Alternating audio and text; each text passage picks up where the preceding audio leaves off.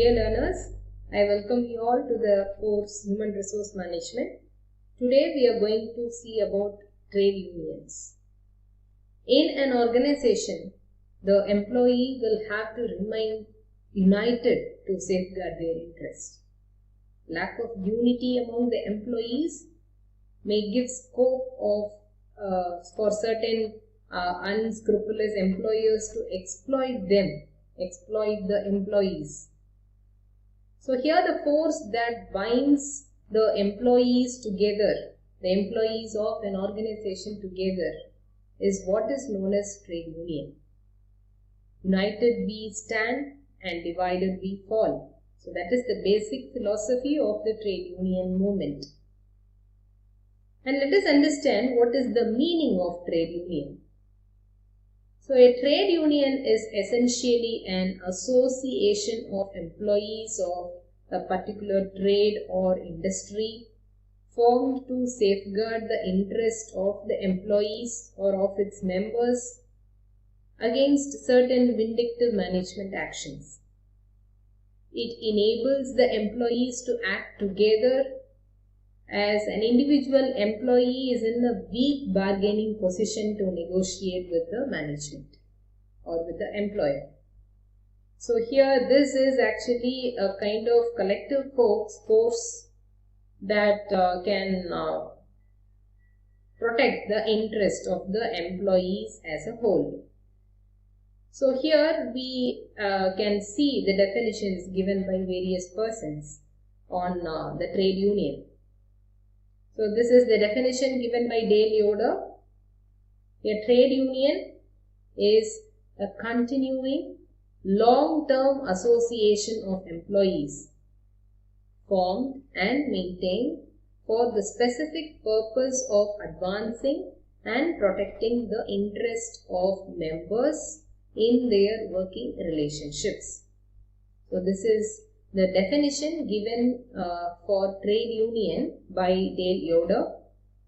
And we have another person who has given his views on what is trade union. A union is a continuous association of persons in industry, whether employees or independent workers, formed primarily for the purpose of the pursuit of the interest of its members of the trade they represent. So this is the definition given by Hunekar, and we can also see according to the Indian Trade Union Act 1926 what is trade union is.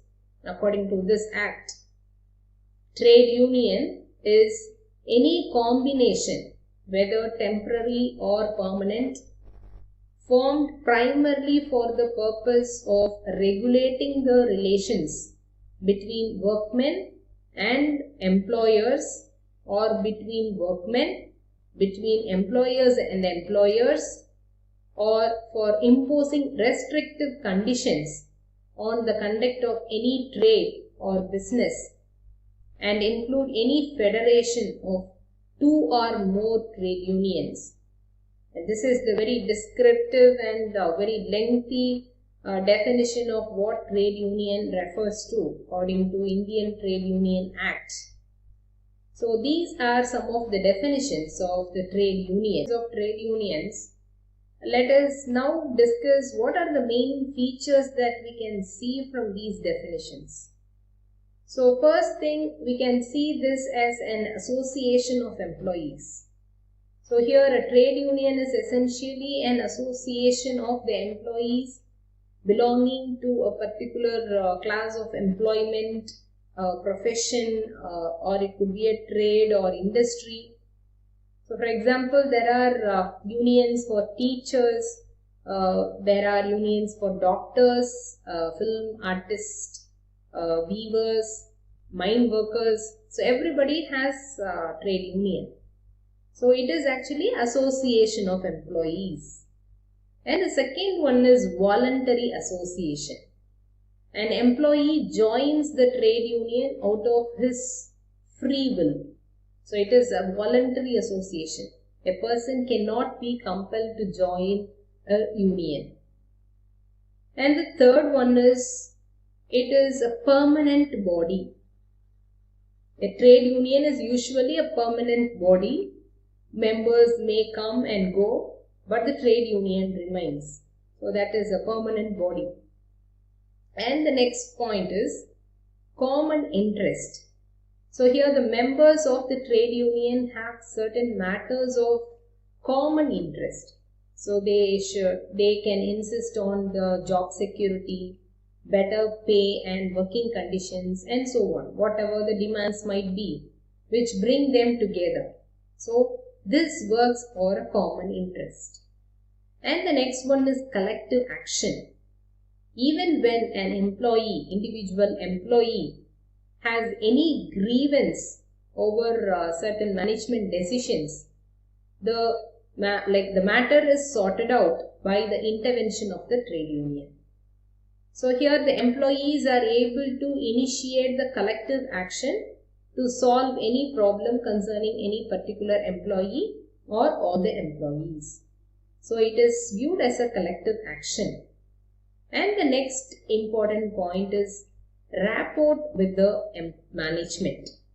So here the trade unions seeks to improve a better relation between the employees and the employers. So here the officials of the trade union, they hold talks with the members of the management concerning the problems of the employees in order to find an amicable solution can be found out. So it is thus possible for the employees to have better rapport with the management. So these are some of the important features that we can derive out of the definitions given by various persons on trade unions. Now let us discuss what is the need of it, what is the importance or what is the need for trade unions. So here the workers, they join trade unions to achieve certain objectives, and that they cannot be able to attain it individually. So and hence this is the first necessary purpose to have trade unions. So the first one is to ensure job security and right pay for the members. So that is the first thing. So here one of the basic needs of any employee is the job security. And the main reason why an employee joins a union to get himself secured is because of this reason. And apart from job security, the employees need to get some pay commensurate and their qualifications and skills. With their qualifications and skills, they have to get a better pay. So the trade unions strive to get both the job security and correct pay to the employees. So that is the first point. And the second point is to ventilate the grievances of employees to the management. So here, when the employees in general or some in particular have any grievance, they have not be able to convey the same to the management directly. So in their personal capacity, they will not be in a position to pass any such grievance to the top management. So such grievances may be brought to the knowledge of the management through the trade union. So here the members of the management may be indifferent to the demands of the individual employees. But they cannot be so when it comes to union demands. So here union demands will be viewed as a collective thing, and this can be easily conveyed to the management. So this is the second important need that stresses the need for this trade union. So now we'll to have better bargaining power. So that is the third important need. So here the decisions of the management regarding promotion, transfer, disciplinary action, whatever it might be. So it can be challenged by the employees collectively. So here the trade unions thus gives the employees better bargaining power.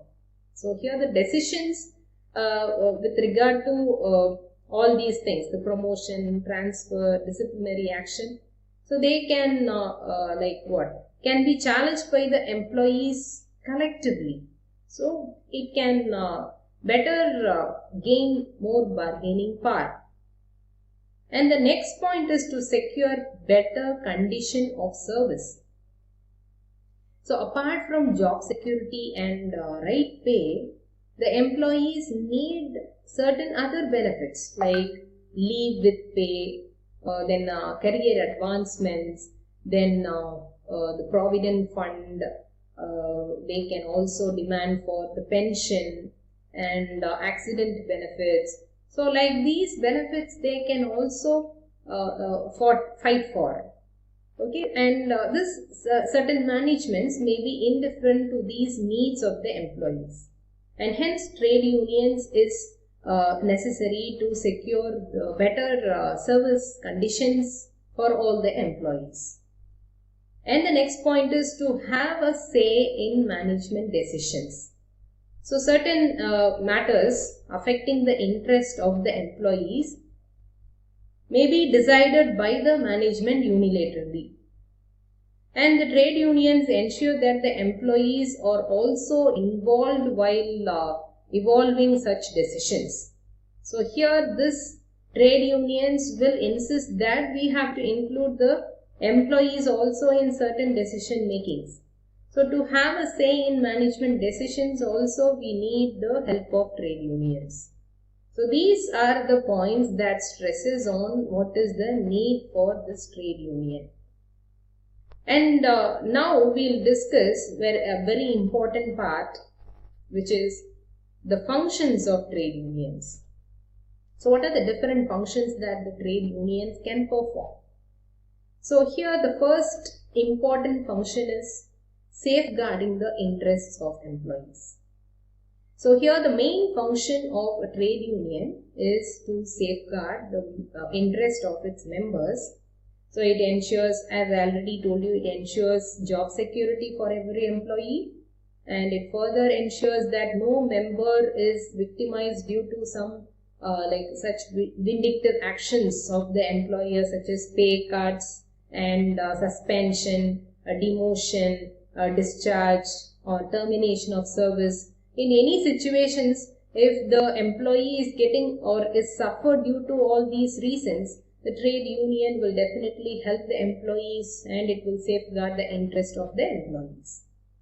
So this is the first function which safeguards the interests of the employees. And the next important function is ensuring better working and living conditions. So here the trade unions strive to secure for the employees the fair wages, incentives, bonus is properly paid, medical facilities are provided, leave benefits, provident fund, pension and other better working conditions. Okay, so here this trade union ensures better working conditions for all the employees in terms of whatever I have listed here. And the third important function is securing promotion and training opportunities. So here unions ensure that employees do not suffer on account of stagnation on their career path. So they work with the management to enable the employees undergo training and to update their job knowledge and their skills. They further work to secure the promotion opportunities to every employee in connection with their experience, qualification and performance. So if he is having a very good experience and qualification and his performance is also good, then the recommendation on their promotion can also be done by a trade union. So securing promotion and training opportunities, that is also another important function of a trade union. And the next important point is redressing grievances. So here whenever an employee has any grievance over the actions of the management, he brings it to the notice of the management, or so here he actually brings it to the notice of the union, and the union it takes up the issue with the management and finds the solution. So here redressing grievances, trade union plays an intermediary role between the employer and the employee, and so that is a very important task of a trade union. And the next part is collective bargaining. So here an individual may not be able to respect or represent his grievances to the employer in his personal capacity. So here when the same is represented by the union, which is an association of employees, the benefit of collective bargaining becomes, we can able to see the benefit of the collective bargaining here. So in such a situation, the management will also be under a pressure to amicably settle the issue. So this is collective bargaining. It performs collective bargaining. And the next one is participation in management decisions. So here in the absence of the trade union, the managements will be free to take any important decisions which might be called as unilateral decisions. So here unscrupulous managements may evolve decisions that are detrimental to the interest of the employees, and hence trade unions here, it is actually very, very necessary thing to protect the interest of the employees, and we can ensure the decision making can involve the employees also, that can be stressed by the trade unions. And the next point is with regard to education. So the trade unions may arrange for the education of their members and their families. They may instigate the members to acquire higher education or higher qualifications, and also provide necessary help so that they can move to higher positions in the organization. So in terms of providing education to its members, they can also make use of this trade unions. And the next one is recreation. So here the trade unions do organize sports and other recreational activities for their members. So they can also refresh the members, like doing monotonous works and got stressed. So through this they can get some recreational activities. And the next one is financial assistance. So here the trade unions may provide financial help to their members during periods of strikes and lockouts, and also to any member undergoing some medical treatment towards his medical expenses. So they may also get this kind of financial assistance through trade unions. And the next one is convening meetings. So here the general body meetings and meetings of the office bearers are held at regular intervals. And so in any industry or trade or any kind of concern, so here the general body meetings and meetings of the office bearers will obviously be holding at like they will be holding a regular intervals. In regular intervals they will be conducting the meetings, and to discuss any issue concerning the employees. So certain important decisions are also made in such meetings. So convening meetings. And the next one is distributing pamphlets, booklets, etc. The programs of the trade union and the issues pertaining to the service conditions of the employees are intimated to the members by means of pamphlets and booklets.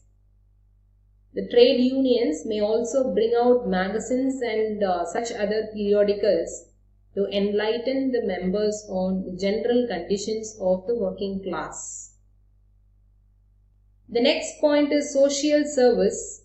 The trade unions do undertake social service. For example, they may provide financial help by collecting contributions from the members to the victims of earthquake, floods and other natural calamities. It may be mentioned here that most trade unions contributed to the Kargil Fund recently, by receiving contributions from their members. And the next point is political affiliation. Trade unions have political affiliation. They may seek the help of political parties to solve certain problems confronting the working class when their efforts do not produce the desired result.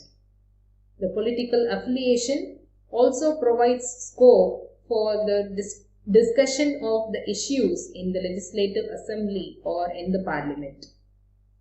And the next important function is organizing demonstrations when the talks with the management by the trade union officials over certain grievances of employees fail. The trade unions will be left with no option but to organize certain programs like demonstrations, slogan shouting, fasting, and so on to highlight their problems. Giving strike calls if none of the measures adopted by the trade union to find a solution to the problems of the workers yields any result, it will be left with no option but to give a strike call. The union members are expected to respond favorably to such a strike call that is used only as a last resort. So these are some of the important functions that trade union. Now we are going to discuss about different theories of trade unions. The first theory or approach of trade union is industrial democracy approach by Webs. So here under this theory, industrial democracy approach, it is actually an arrangement which involves workers making decisions, sharing responsibility and authority in the workplace. So here we can have extreme democracy where the workers can be involved in designing the organizational design and also the hierarchical structure as well in this industrial democracy approach.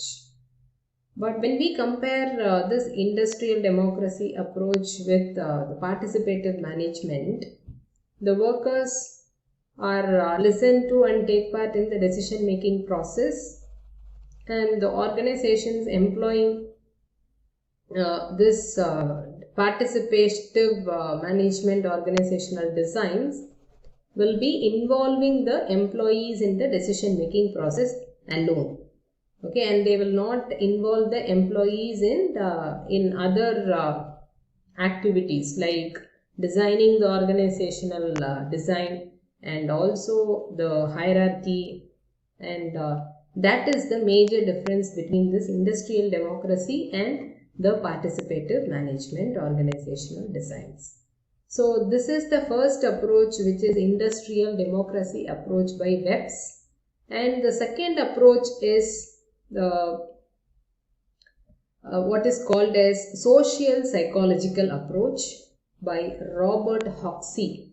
So he actually viewed trade unions as a kind of social psychological approach.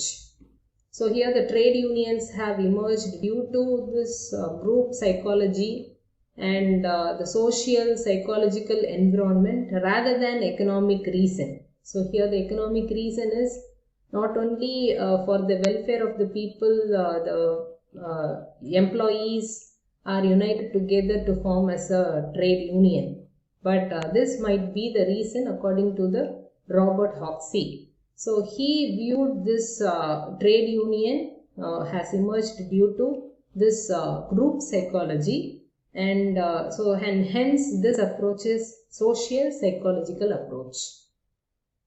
So here this is not this approach has not considered the employee's rights to run his business and the worker's right to work, the ethical standards, the distribution of wages, law and order, and something whatever the issues.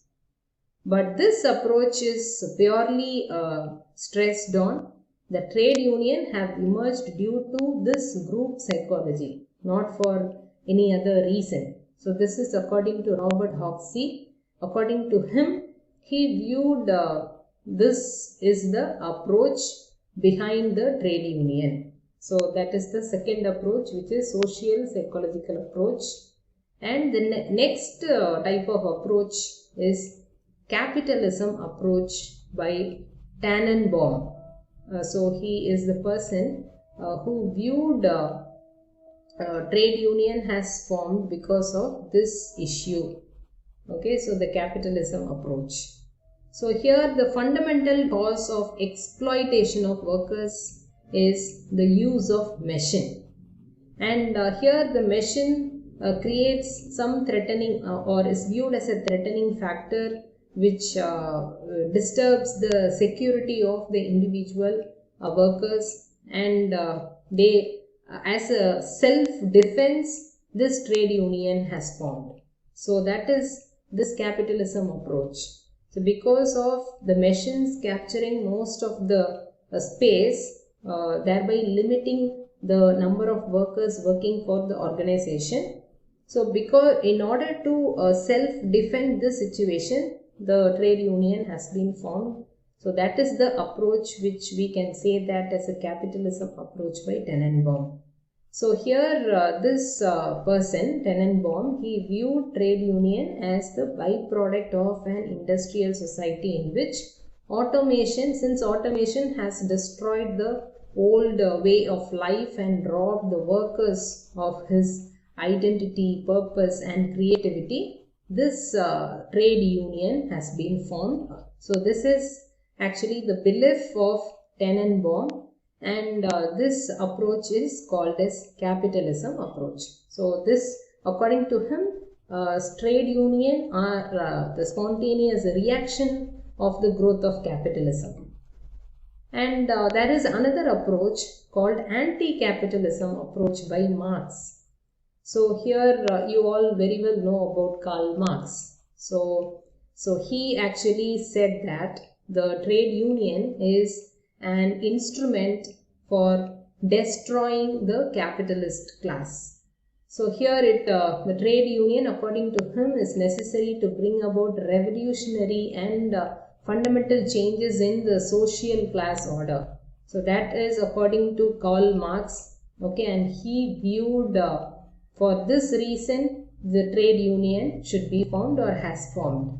So here with the development of industry, the proletarians, like the workers are increasing in number, and they are becoming highly concentrated in greater mass, and their strength is actually has grown at an enormous pace, and this increasing improvement of machinery and also this workmen views. So this actually have had created a collision, and this will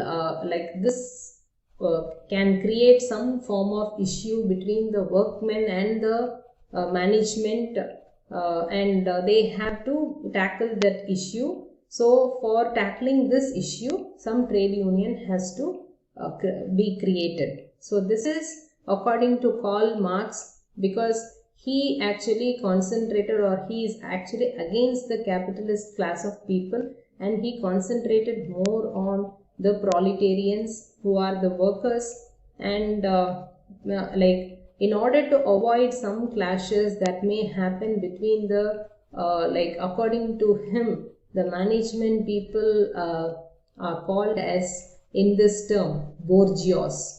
Okay, bourgeois means the management people, the organization owners. So in order to tackle the collision between the workmen and the bourgeois, some trade union has to be created in order to protect the interest of the workers. So that is anti-capitalism approach by Marx. So this is another approach, and the next approach is called as Sarvodaya approach by Gandhi. So here the Sarvodaya principle of truth, trusteeship and non-violence. So that is these are the principles behind this Sarvodaya approach, and the trade union is an institution in which the capital and labor are not antagonistic, and the capitalist being the trustees of the labor welfare of the laboring class. So they should be responsible in giving like whatever the demands that are coming from the worker class. So here this Gandhian approach of trade unionism is not merely related to the material aspect, but also to the moral and intellectual aspect. So here he advocated that the trade union should strive for all-round betterment of the working class people, including training the members in supplementary occupations in order to avoid the risk of losing the job or uncertainty of job.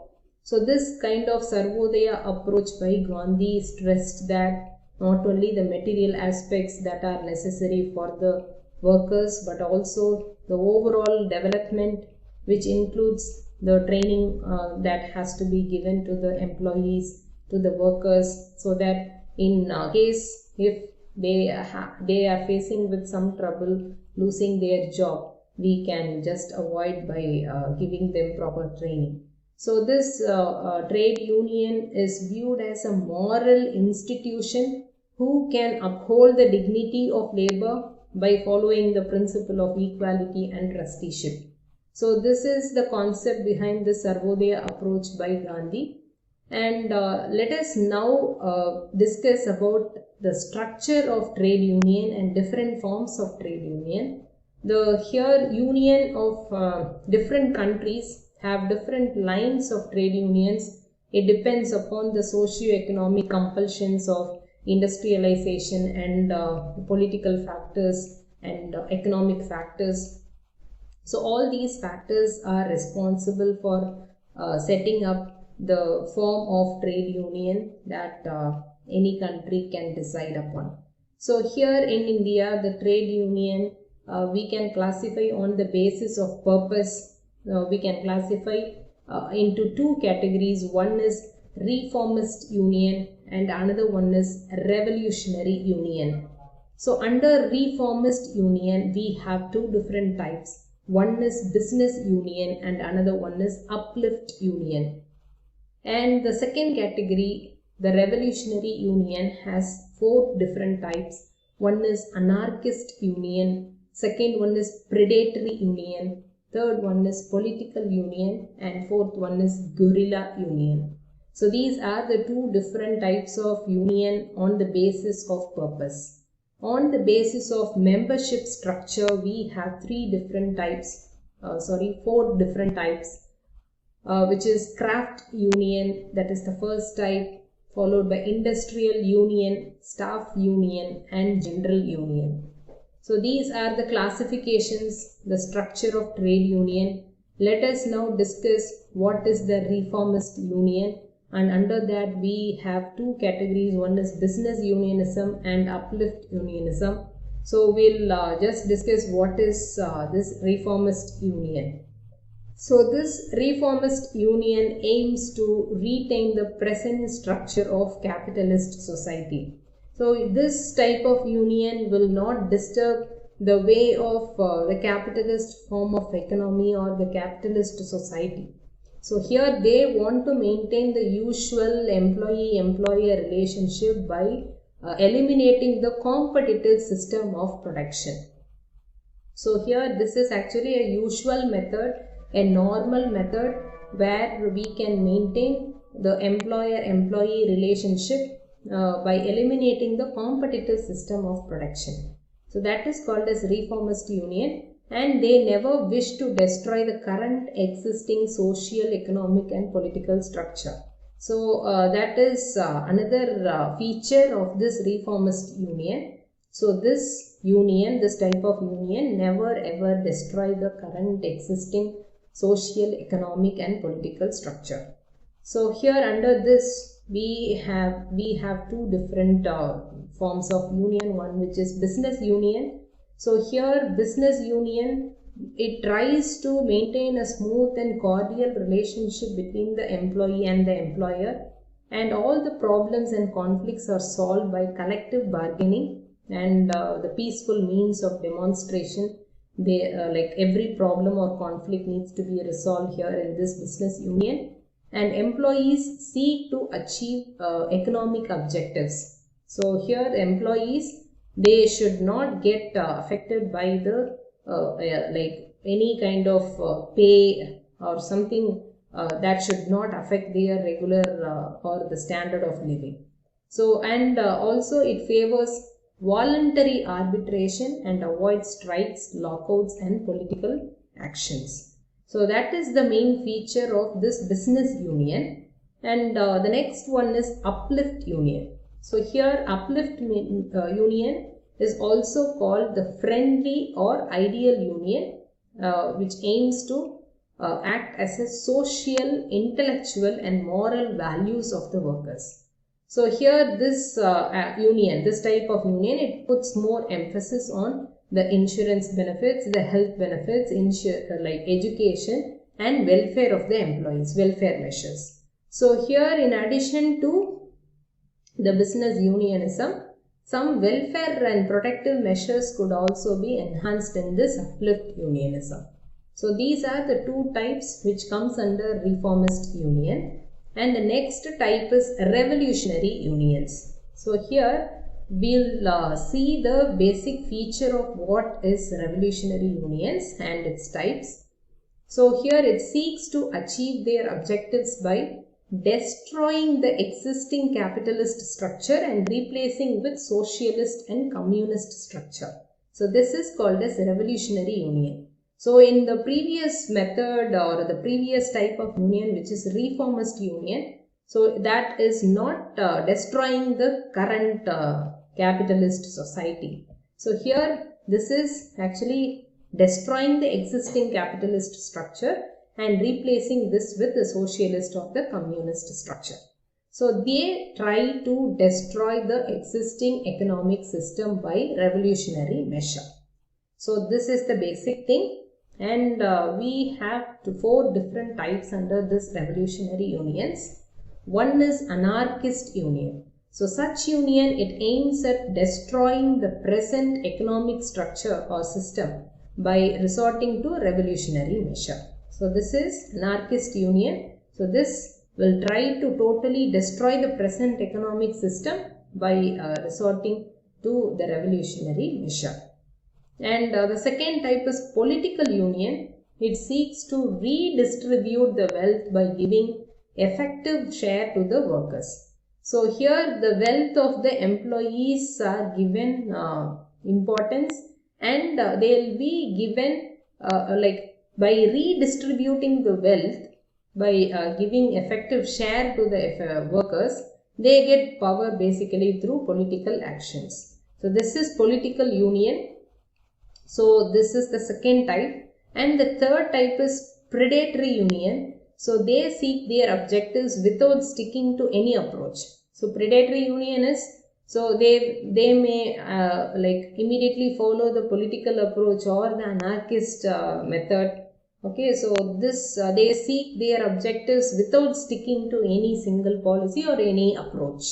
That is called as predatory union.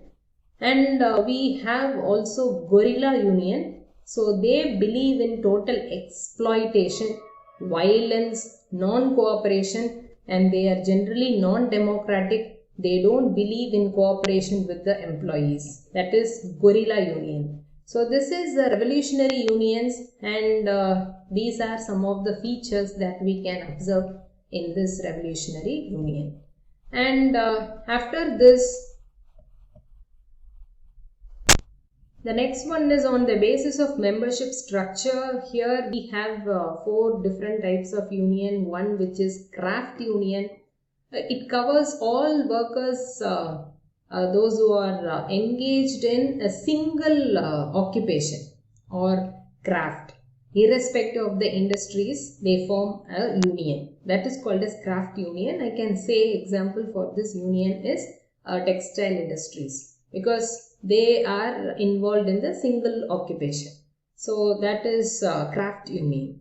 And the next type is industrial and staff union. So here unions organized on the basis of an industry rather than craft is called as industrial union. So here all the workers will be skilled, semi-skilled or even unskilled workers working in the particular industry. Regardless of the difference in the crafts, skill, position, gender, they form together as an industrial union. So here we can say the examples like Engineering Mazdoor Sabha, which is in Mumbai. That is actually a trade union which is called as Industrial Trade Union, and these union will have employees, a mix of all the skilled level, unskilled and even semi-skilled workers will be a part of that type of industrial union. And we have staff union separately, so it is actually a combination of both the craft union and industrial relation union. This is called a staff union. So here the staff union is mostly formed by the workers of the tertiary sectors, which is the service sector. So here we can say examples like the health sector, the tourism, the travel industry. So they can form themselves as union, and that union is called as the staff union, which has the features of both the craft union and industrial relation union.